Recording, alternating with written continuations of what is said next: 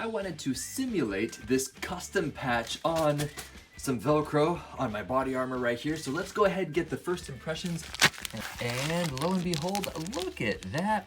Now, in case you're wondering, yes, I am actually media. I've run a nonprofit film studio for the past 10, well, at this point, more like 11 years.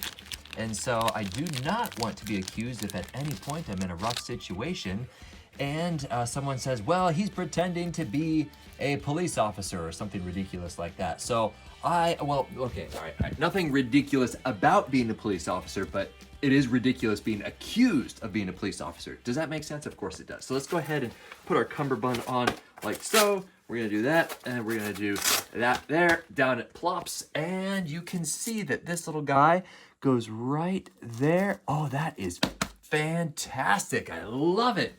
So there you go.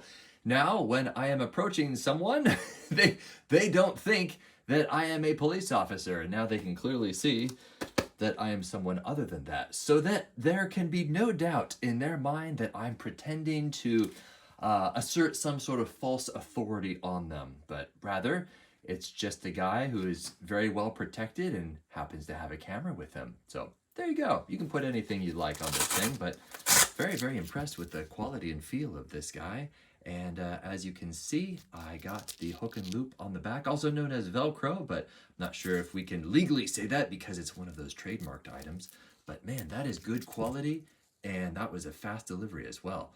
It's also actually made in the United States, so I actually got 2 of the top rated custom patches, and this one right here came the fastest within less than a week, I want to say. The other one is still in the mail, and they're like, yeah, you're gonna get it within the next month or 2, maybe. It's probably coming from overseas. But that's nice. I like that. There you go. Real world demonstration. Hope this helps.